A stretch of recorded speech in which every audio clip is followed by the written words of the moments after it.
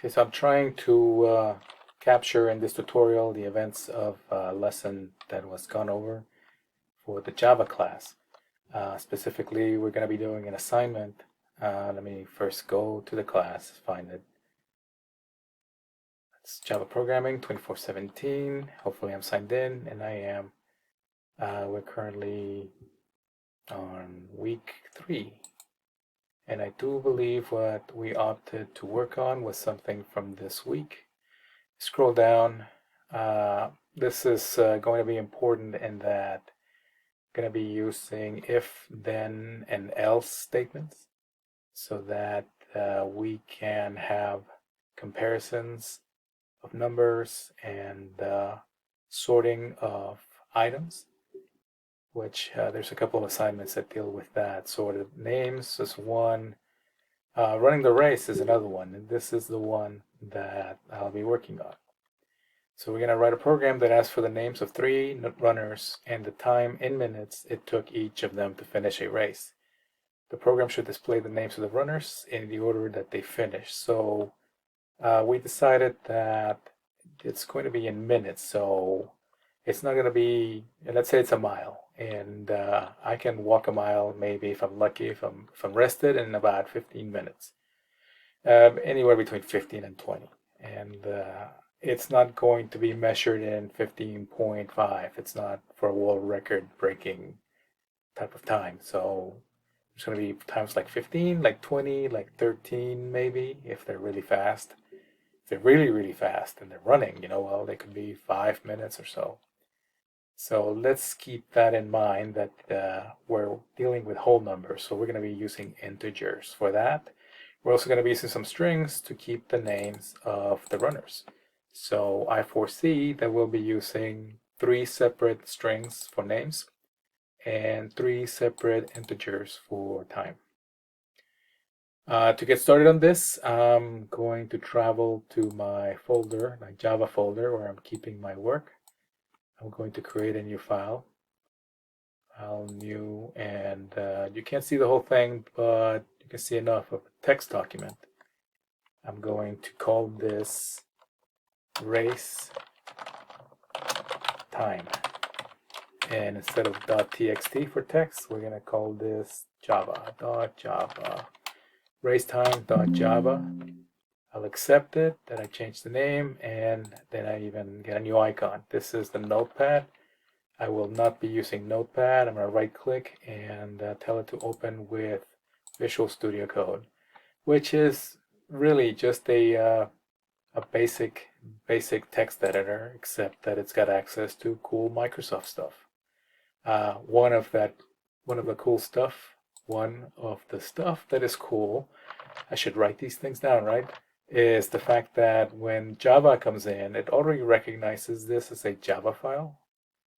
It tells me at the bottom that the language mode is Java, and I have Java 17 installed. I've been thinking about downgrading to Java 8, but that'll come later maybe. And when we put in our code, it will actually be color-coded. So to save some time, and I know that some of you are using IDEs that do a lot of this stuff for you, and that's awesome, I'm going to be doing copying and pasting.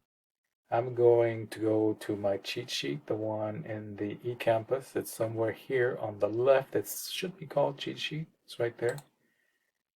It should open in a new file, in a new window. I'm going to change that. I'm going to go to the W3 Schools Java Scanner tutorial because this makes it a little bit easier to copy and paste, just like you would in a modern IDE. Tell it, hey, give me a scanner class. We're just going to copy and paste stuff that's already out there. Let's scroll down again to the assignment. This was 3.6. I'll click it open so that it stays there. Okay, so we're going to be asking 3 things twice. Actually, we're going to be asking for 2 things 3 times. So it's still 6 types of input. We're going to be asking for names of the 3 runners and the time that they ran. In the page that I opened, the scanner, the first sample that you see tells you, well, this is how you create a scanner, and this is a scanner for string. and later on they have they tell you about what the methods you can use. Next line is for strings. For integers, it's next int, next int. And let's keep on scrolling down. We have a sample here that has calls a new class called main, and then asks for name, age, and salary in 2 separate lines. And I think that this is where we started in the class. So I'm going to highlight this text and then copy it. Bring it on to the Visual Studio Code, right click and paste, or simply Control V as in Victor, which might be a better deal. There it is, paste right there, Control V. Okay, and like I said, my code is now color coded because I'm in Java. And racetime.java, it's already got a change. It's telling me I should save soon, and I will. I'm going to make some quick changes though, because that code, well, before I change anything, test this out. If you're doing this, following this at home, might as well do it. I'm going to File, Save, and then go to the command line. I have a command prompt shortcut there. I should make this a little bit smaller so that I get to play in the space that I have. And I'm already in my user directory. Inside my user directory, I have a directory called Java. I'm going to get a directory listing from there. I have 3 files: cookie calculator, hello world, and racetime.java, which is good to see actually, because I should have created a new folder instead of just a new file. Let me go back to Visual Studio Code. I'm going to close that. I'm going to go back to my directory in racetime.java. What I should have done is right click and created a new folder. It's way up there, but trust me, it says folder. And that folder should be called racetime. And notice the camel case, even though I start with a capital letter, racetime. Inside of racetime, I'll move racetime.java. And now it's there. I'll go back to my command line. Inside of Java, I now have a directory called racetime. I'll change that directory, cd, change directory, racetime, press enter. Inside is the file that I created, racetime.java. I'm going to go back into the Visual Studio and open the file that was been created inside racetime.java. Great. So what I was saying is that now that this is in, let's test this code. Since it was brought from the internet, we trust that it works.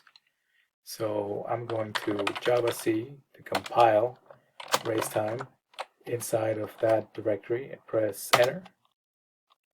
I get no errors, and now I have an additional file called main.class.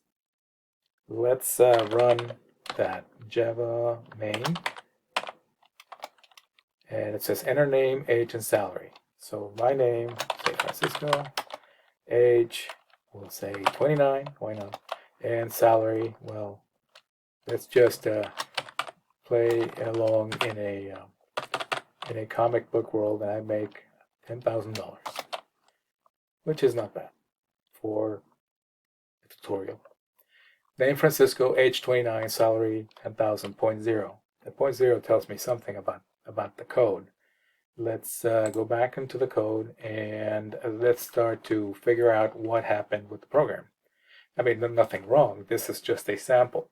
Things that we need to start changing though is that the file, the directory and the file are called racetime. The program is racetime.java, at least the code is. I have a class called main. I'm going to change that main class. We're still going to have a main called in the public static void main string, etc., that we can't avoid in Java. I'm going to name this class racetime. And most importantly, this is going to be a public class. Public class racetime, open bracket, and then main is declared. They have a scanner object, just calling in for the next thing that's typed in. They put it into a variable called myObject, something that we'll do, at least I'll do in this class, I'm going to use scan just to keep it simple. My object is okay, but mine, then capital O and all that, that's a lot to keep up with, in my opinion.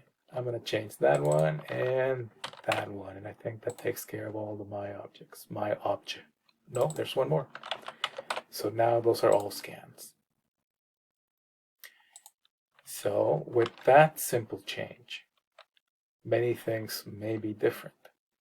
Mostly, I'm still worried or concerned that I have this main.class that's a program. What happens when I save this and I did press Control S? I'm going to go back into the command line and compile this again. So let's java c racetime.java. I get no errors. Let's check the directory. Now I have a class called racetime. That main.class, we need to get rid of it. You can get rid of it in the windows over here. You can just find it and drag it to the trash. I'm going to do it in DOS. I'm going to say delete main.class, and it should be gone, and it's gone. So now I have racetime.class and racetime.java. I'll try to run Java FaceTime. No, not FaceTime, racetime. Silly me.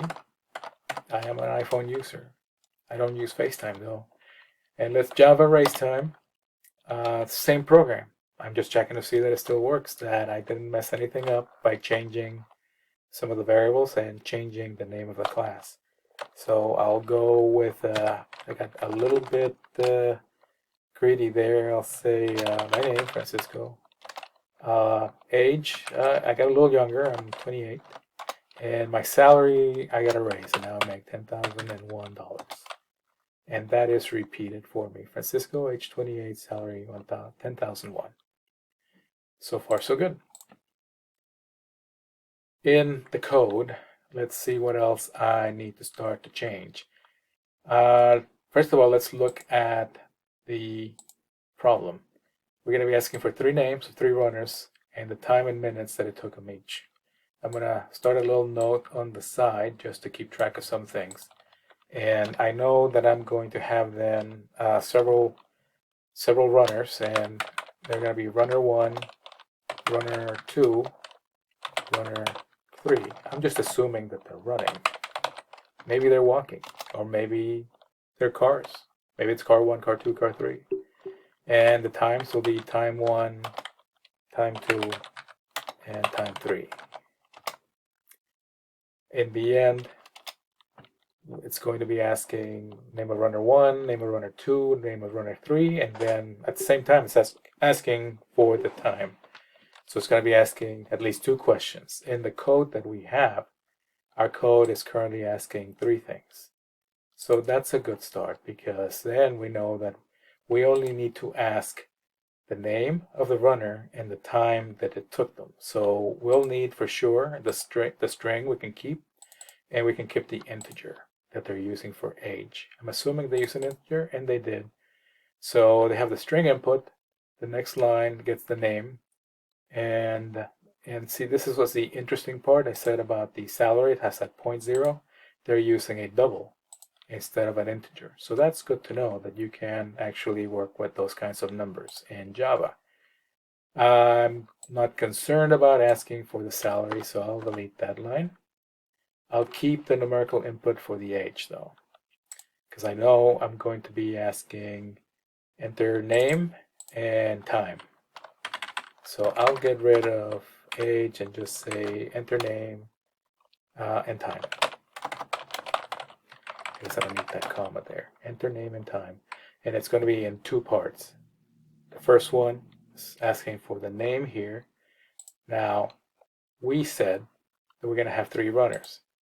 And so I want to have some strings, 1 runner 3, runner 1, 2, and 3, and then I have time 1, 2, and 3. They're pulling in the first name, string name, and it's going to be scan next line, whatever it's put in there. And let's start right here with asking, instead of a string name 1, asking for runner 1. It's going to be scan of the next line, which we know is going to be asking for a string. Instead of an age, we're asking for time, and we'll ask for the first time, time 1, and it's going to be the next integer that's put in. Whenever the information is brought back, we can say print line, and we'll have the first runner. So the runner's name plus runner 1, and system out print lane the time that it took them plus time 1. Since we only have 1 so far, I'm going to get rid of the last line. Did you see that? The little light bulb showed code actions. When you see a light bulb in several IDEs, it's calling to your attention that there may be something wrong. And it just may be that it doesn't know, well, I know that it doesn't know what salary is. But it may be a different issue. I'm going to ignore it because I know that I only need runner 1 and time 1 for now. I'm going to save this and make sure that it's still running. And let's do the Java C again. Java C racetime.java. And it did okay. Let's try to run it. Java.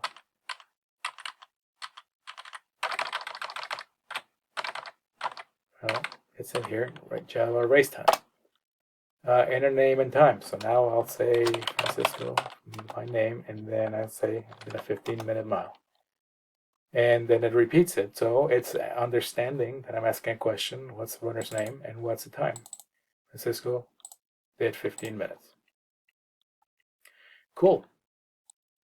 Let me take a look around the code to see if everything else is okay, and it should be. We're declaring a public class called racetime. We've got our void main, and we did a runner scan for the new scanner that's going to be the name and time. So I'm going to add a line here just to start to put some placeholders just to guide me through the system here of the program. I'm going to do a couple of slashes for a remark, and we'll say that this is going to be runner 1 info, starting with the scanner scan, delete a little bit there, same thing there. Then there's going to be a string input for the runner 1, and then numerical input for runner 1.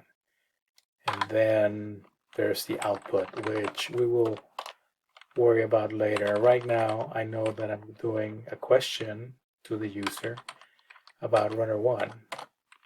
The runner 1 info will be here.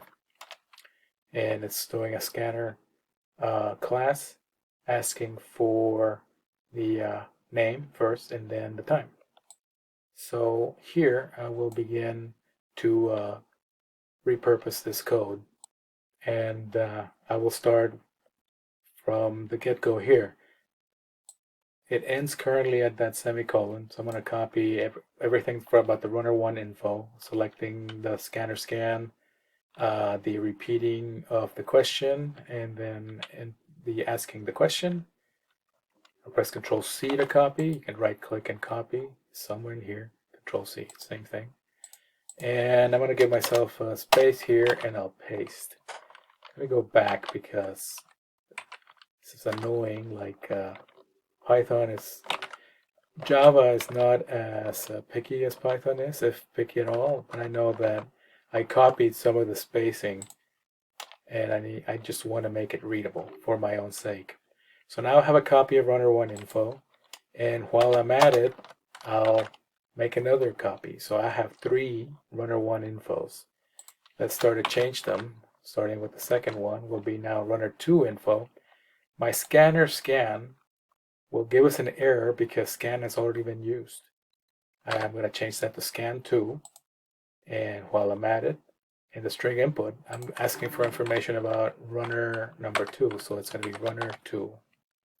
Same thing with the time. This will be time 2. We move on to the third runner, runner 3 info.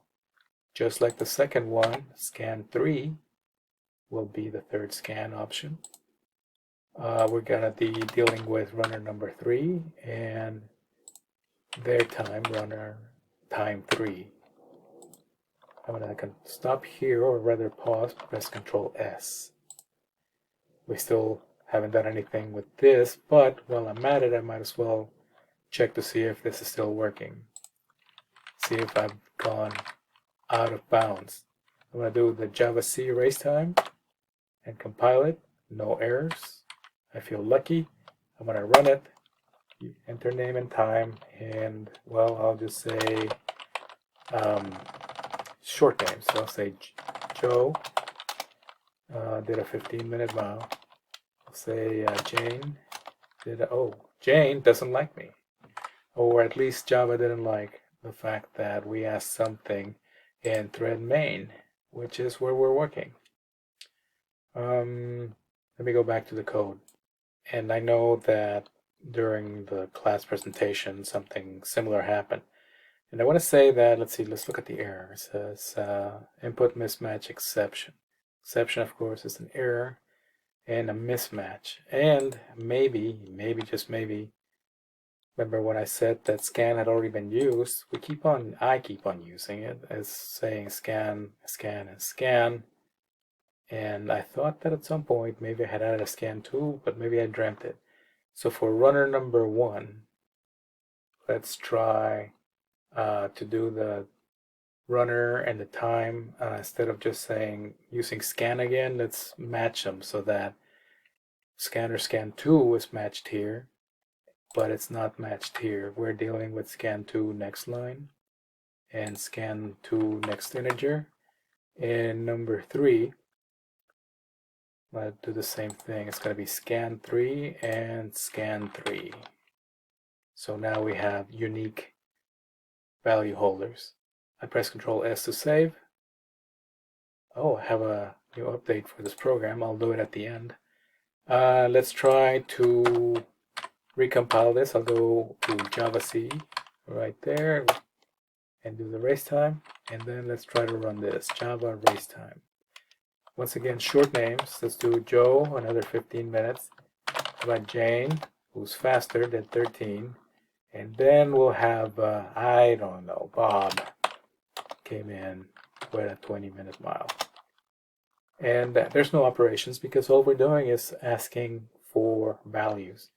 Now that we have all the values in there, see runner 1 and time 1, did it actually do this? Yes, it gave me Joe and time 15 because that's all it's programmed to do. Next thing that needs to happen though is the scary part. In class I developed a strange looking algorithm that figured out who the winner was. I'm going to skip that here because it is just a little bit too weird and it doesn't apply to the end, to the purpose of this program. I am going to expand a little bit on the output input by user just so that it tells me, just repeats the information before it gives me the results. I'm going to copy these 2 lines in my program 32 and 33 and use them again, changing runner 1 to runner 2, same thing with time 1 and time 2, and runner 3 and time 3. I'll test this just to be sure that everything's okay. Do the Java C, compile it.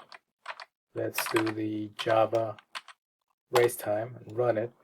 And just real quick, Joe is 15 minutes, Jane 13, and Bob, I did 23, and Bob is 20. Doesn't really matter, as long as it gives us something back, which it didn't.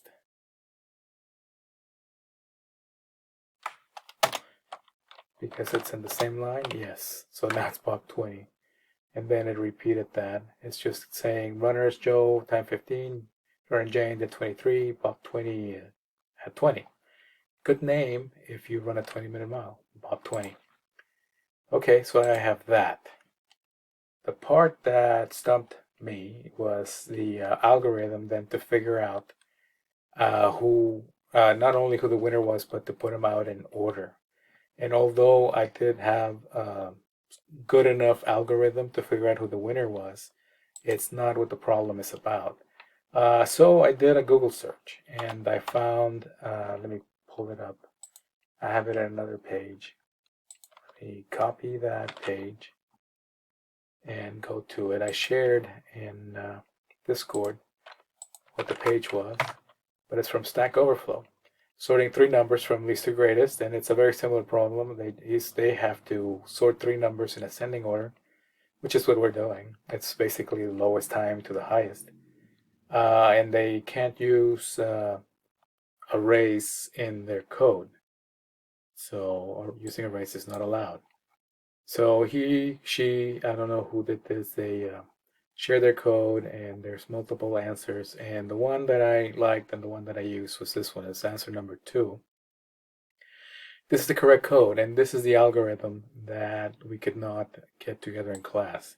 And maybe with enough time we could figure out something like this, but it's already out there, so let's use it. The algorithm is fairly simple. It says it's got 3 numbers, x, y, and z. We have 3 numbers, time 1, time 2, and time 3. If the first number is greater than the second one, then it checks to see that if the second one is greater than the third one, it's going to say that in order, the third one came in first, followed by the second one, followed by the first one. Else, if the third number is greater than the first one, then it's going to print in order the second one, the first one, and the third one. There's only 6 possibilities for this, which is actually not, it's a small problem. For if it were any more than this, we definitely would need to be using arrays, and I'm sure that when we get to that part in the course, we'll be talking about that. I'm going to go ahead and copy this algorithm and just go to copy and bring it back, since we're not producing a multi-million-dollar piece of software here. We're going to use it for class. I paste Control V as in Victor, and I have the same thing. If x is equal or greater than y, then do this, this, and that. So our point of reference here is that they have x, y, and z, which is the lowest to the, or the first to the third number. Ours is time 1, time 2, and time 3. So in that case, if x is actually going to be time 1, I'm going to copy that in every instance of x. I guess I could do a search and replace, but I want to keep this, I want to keep it steady. I want to change the x into time 1. Change it here. Change it here. And here. And here. If it's greater than the second number. So the second number is time 2. I'm going to copy time 2 and go ahead and replace it every time that time 2, or rather y, pops up. So that's their second number. Time 2 is our second number. Same here. Have another y there.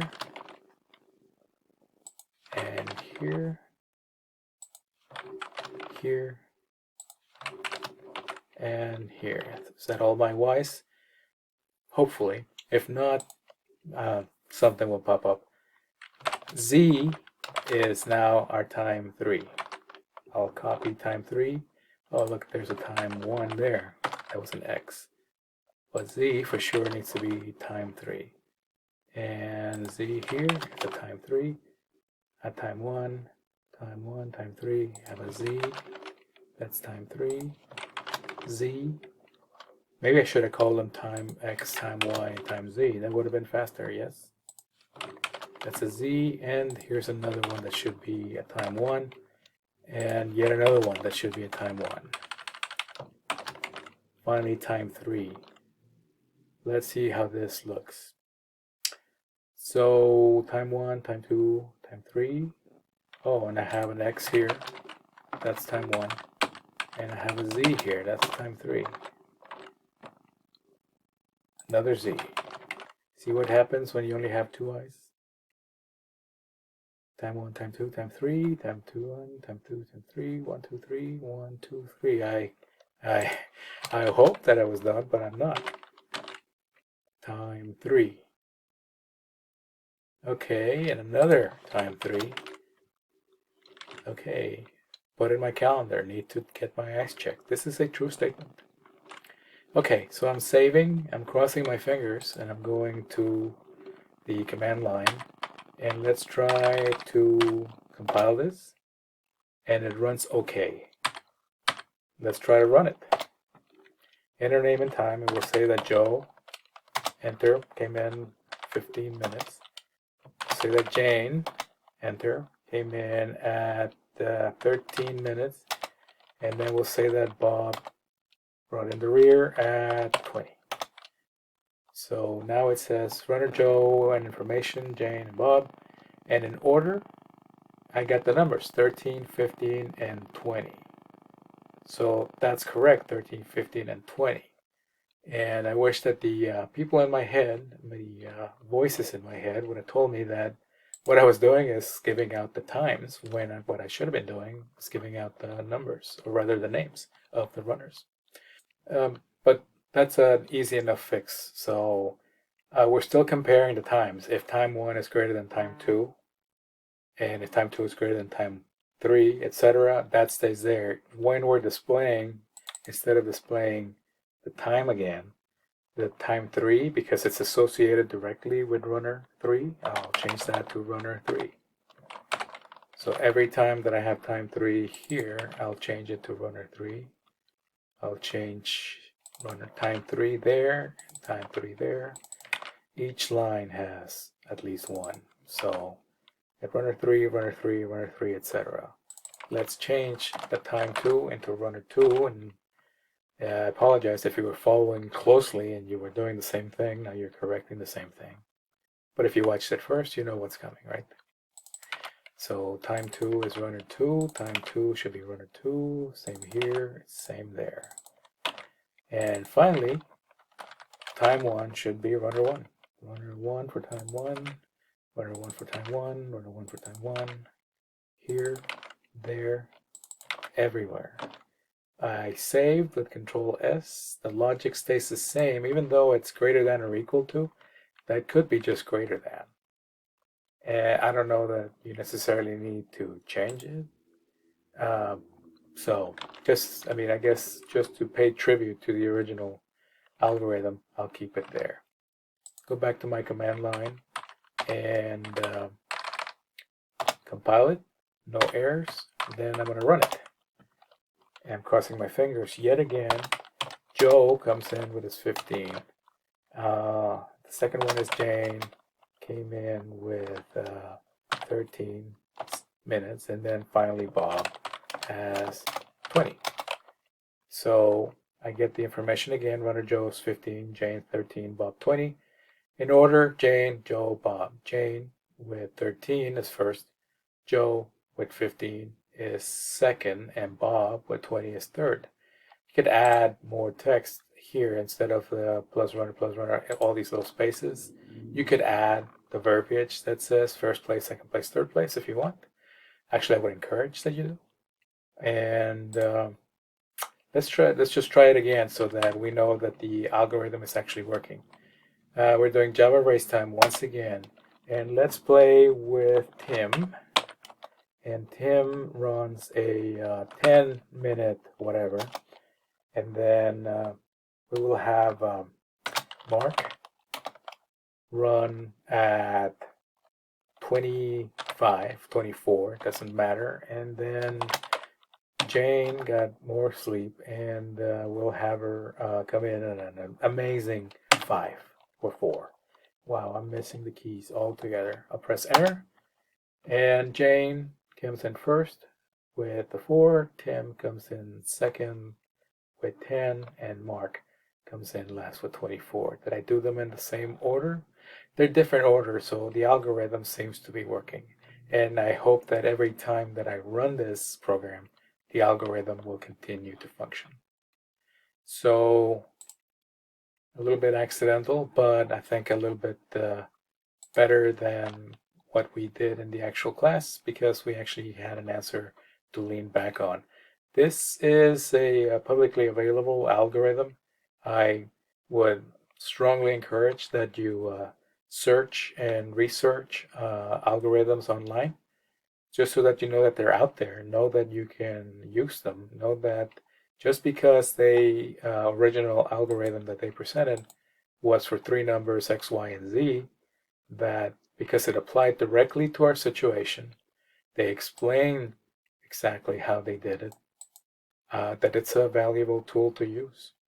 When you're done with this, make sure that you save both your class and Java files into one zip file and turn that in for grade.